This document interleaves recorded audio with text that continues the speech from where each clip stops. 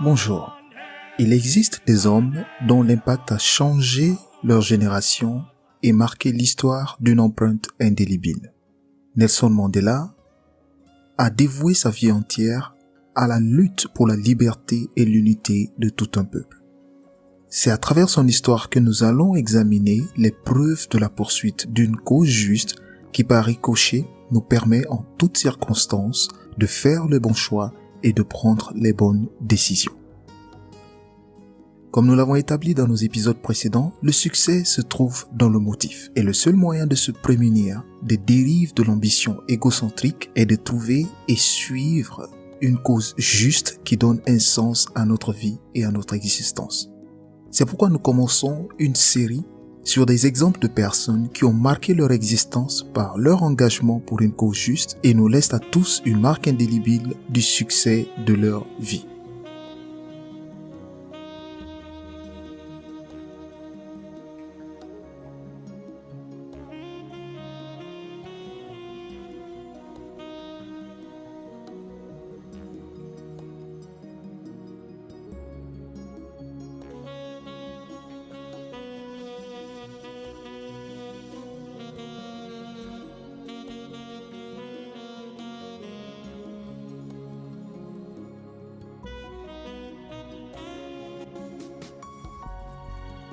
Nelson Mandela a été le premier président noir d'Afrique du Sud, élu après avoir passé 27 ans en prison pour sa lutte pour la libération et la justice du peuple sud-africain.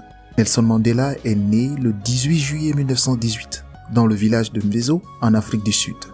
Militant des droits sociaux, il est devenu le premier président noir d'Afrique du Sud de 1994 à 1999. Après s'être engagé dans le mouvement anti-apartheid dans la vingtaine, Mandela a rejoint le Congrès national africain en 1942. Pendant 20 ans, il a dirigé une campagne de défi pacifique et non violente contre le gouvernement sud-africain et ses politiques racistes. À partir de 1962, Mandela a passé 27 ans en prison pour des délits politiques. En 1993, Mandela et le président de Klerk ont reçu conjointement le prix Nobel de la paix pour leurs efforts visant à démanteler le système d'apartheid du pays. Pour permettre à chacun de comprendre le contexte, nous allons parler de l'apartheid. Le mot apartheid veut dire séparation en Afrikaans, qui est la langue des Afrikaners. Les Afrikaners, ce sont des descendants de colons hollandais qui finalement se sont installés en Afrique du Sud et sont devenus des peuples autochtones. Il s'agit d'une politique de développement séparée des populations en fonction de critères ethniques et linguistiques dans des zones géographiques choisies. Cette politique s'est officialisée à grand renfort de lois et de règlements à partir de 1949 par le parti au pouvoir d'alors qui était le Parti national. Quel était le principe de l'apartheid ? La population était classée en 4 catégories principales. Les Blancs, les Indiens, les Métis et les Noirs. Les villes étaient réservées aux Blancs, les autres communautés étaient confinées dans des ghettos. L'apartheid en lui-même était divisé en 2 branches. Il y avait ce qu'on appelait le petit apartheid, qui limitait les contacts entre les Blancs et les non-Blancs, et le grand apartheid qui définissait l'espace en zones géographiques séparées et ethniquement déterminées. Le petit apartheid concernait surtout les transports publics et généralement les lieux publics ouverts.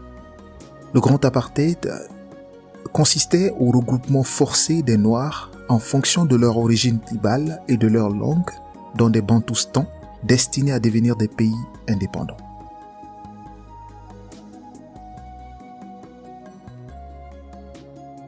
C'est dans ce contexte que Mandela s'est rapidement impliqué dans le mouvement anti-apartheid.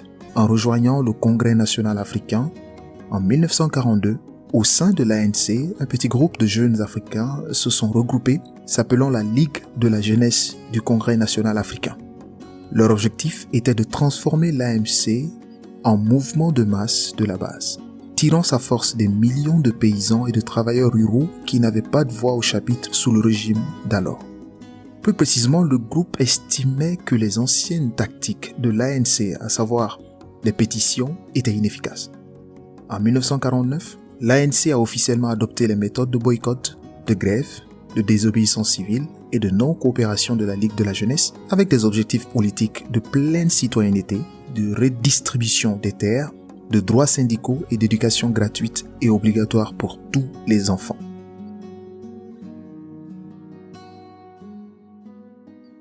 Ainsi, pendant 20 ans, Mandela a dirigé des actes de défi pacifique et non violents contre le gouvernement sud-africain et ses politiques racistes, notamment la campagne de défi de 1952 et le Congrès du peuple de 1955. À la même époque, il a fondé le cabinet d'avocats Mandela Tambo en partenariat avec Olivier Tambo, qu'il a rencontré lors de ses études. Le cabinet d'avocats fournissait des conseils juridiques gratuits et peu coûteux aux personnes noires non représentées. En 1956, Mandela et 150 autres personnes ont été arrêtées et accusées de trahison pour leur plaidoyer politique.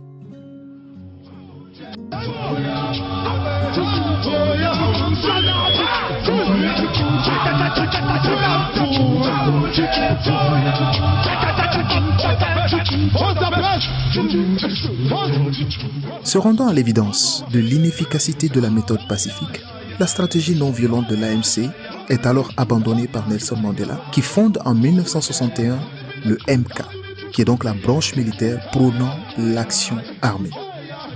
En mai 1961, il lance avec succès une grève générale où les grévistes restent à leur domicile, obligeant le gouvernement à faire intervenir la police et l'armée. En parallèle à ce mouvement de grève, il écrit et signe un plan de passage graduel à la lutte armée. Il coordonne des campagnes de sabotage contre les cibles symboliques, préparant des plans pour une possible guérilla si les sabotages ne suffisaient pas à mettre une fin à l'apartheid. Nelson Mandela décrit le passage à la lutte armée comme un dernier recours. L'augmentation de la répression, les violences policières et de l'État le convainquent que des années de lutte non violente contre l'apartheid n'ont apporté aucune avancée.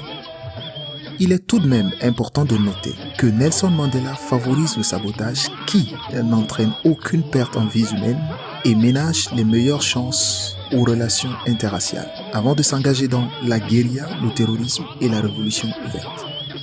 En 1962, il quitte l'Afrique du Sud pour la première fois avec le soutien du président tanzanien Julius Nyerere. Il entreprend une tournée continentale pour établir des contacts extérieurs et obtenir le soutien des gouvernements africains dans la lutte contre le gouvernement sud-africain. Outre la Tanzanie, il part au Ghana, au Nigeria. Il rencontre des dirigeants nationalistes comme le président zambien Kenneth Kaunda. Il part ensuite au Maroc et en Tunisie où il rencontre de nombreux combattants anticolonialistes de tout le continent. Il part ensuite visiter une unité sur le front algérien. Il estimait à l'époque que la situation algérienne est celle qui se rapproche le plus de celle de son pays, l'Afrique du Sud. Il effectue ensuite une série de voyages en Guinée, au Sénégal, au Libéria, au Mali et en Sierra Leone pour se procurer des armes pour l'ANC. Mandela organise l'entraînement paramilitaire du groupe. Il insiste également sur la formation politique des nouvelles recrues, expliquant que la révolution ne consiste pas seulement à appuyer sur la détente d'un fusil. Son but est de créer une société honnête et juste. Il suit une formation militaire en Algérie, nouvellement indépendante, et étudie beaucoup de spécialistes de la guerre.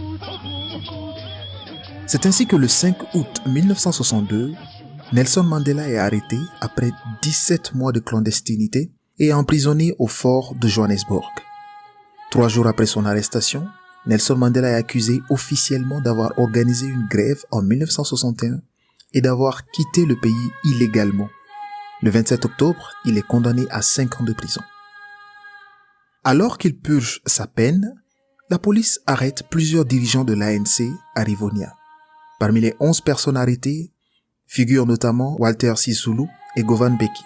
Nelson Mandela est lui aussi mis en cause et avec ses compagnons, il est accusé par le ministère public de 4 sabotages, de trahison, de lien avec le Parti communiste sud-africain, mais aussi de comploter une invasion du pays par l'étranger, ce que Mandela dément.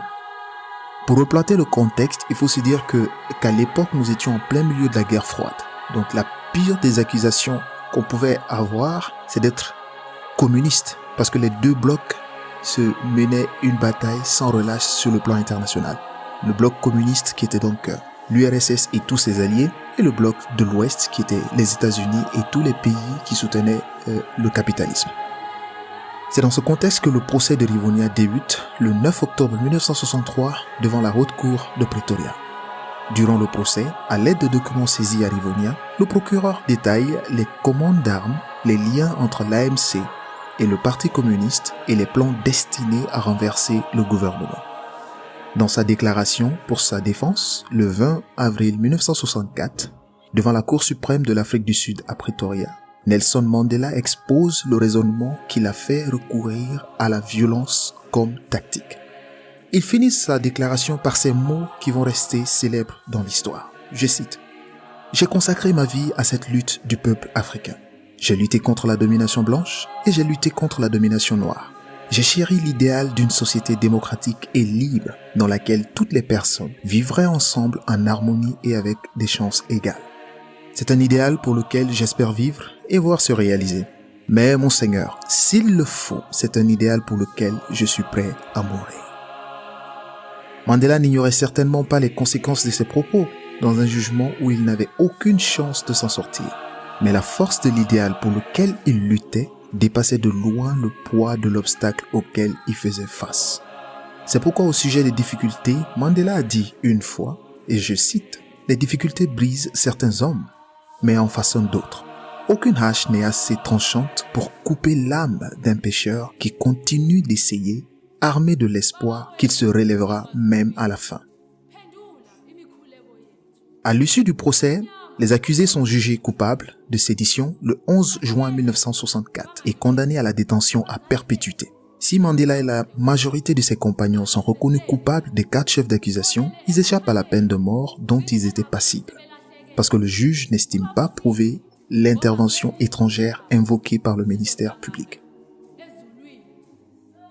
C'est ainsi qu'en 1964, Nelson Mandela est emprisonné dans l'île-prison de Robben Island, sous le numéro célèbre du 46 664, où il reste 18 de ses 27 années de prison.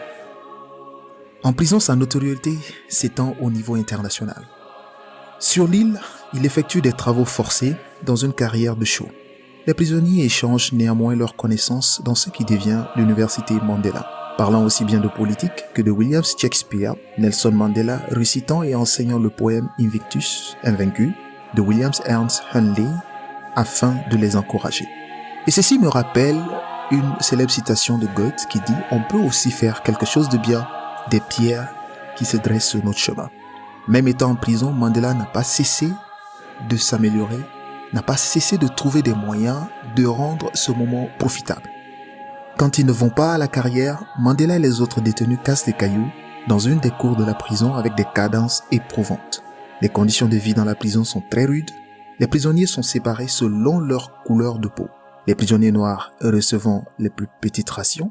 Les prisonniers politiques dont fait partie Nelson Mandela sont séparés des criminels de droit commun et ont encore moins de droits. Mandela étant un prisonnier de classe D, qui était la plus basse classe, il n'a droit qu'à un visiteur et une lettre tous les 6 mois.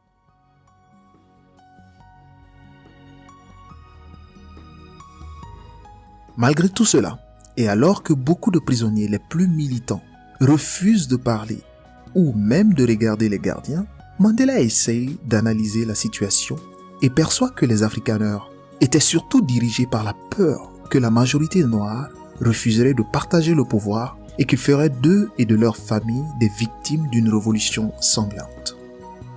Nelson Mandela profite de ces années pour apprendre l'histoire des Afrikaners et leur langue, afin de comprendre notamment leur mentalité et d'établir un véritable dialogue avec eux.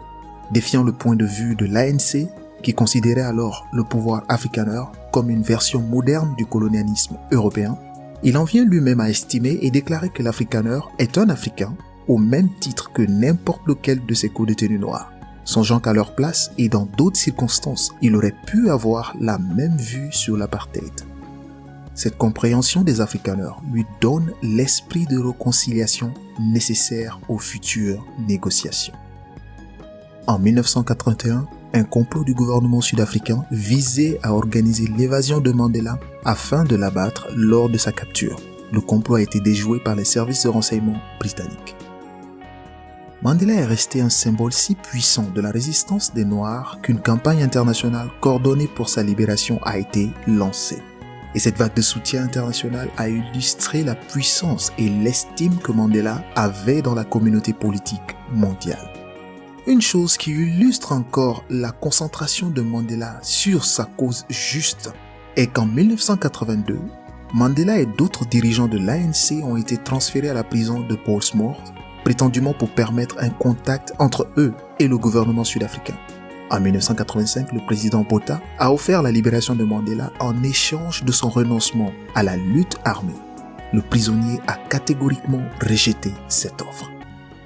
C'est ainsi que le 2 février 1990, le président de Klerk annonce la levée de l'interdiction de l'ANC et de plusieurs autres organisations anti-apartheid, ainsi que la libération prochaine et sans condition de Nelson Mandela. Ce dernier est finalement libéré le 11 février 1990 après 27 ans, 6 mois et 6 jours d'emprisonnement. Le jour de sa libération, Nelson Mandela fait un discours depuis le balcon de l'hôtel de ville du Cap.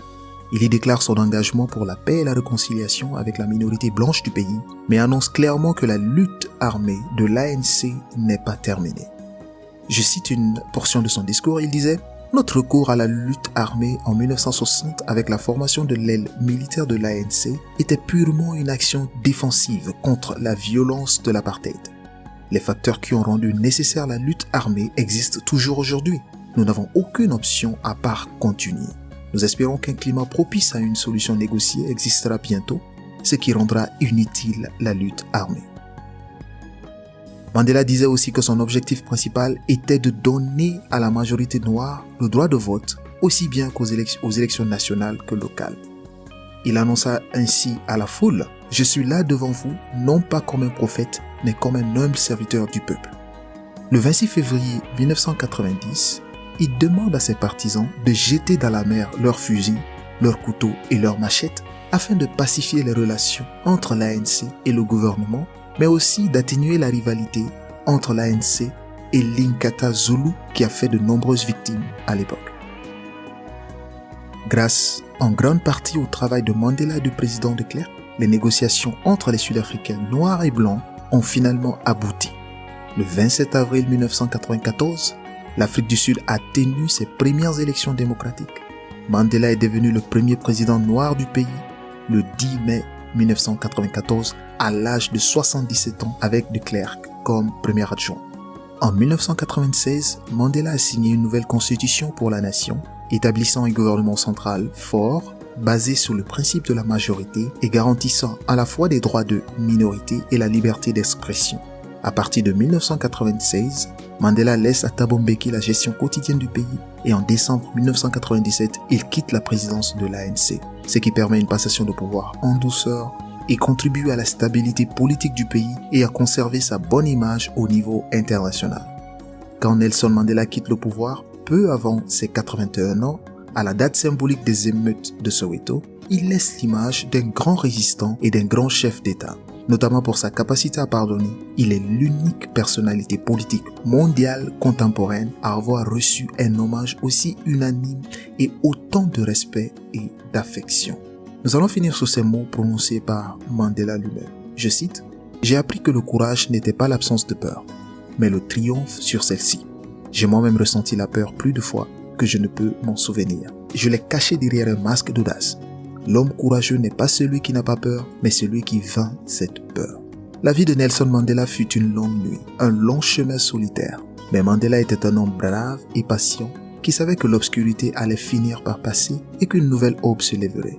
Malgré la brutalité du traitement de l'apartheid à son égard, Mandela n'a jamais développé un désir de vengeance. Il a rejeté tous les types de racisme car sa lutte n'a jamais été la domination des Noirs sur les autres, mais l'égalité des droits pour tous.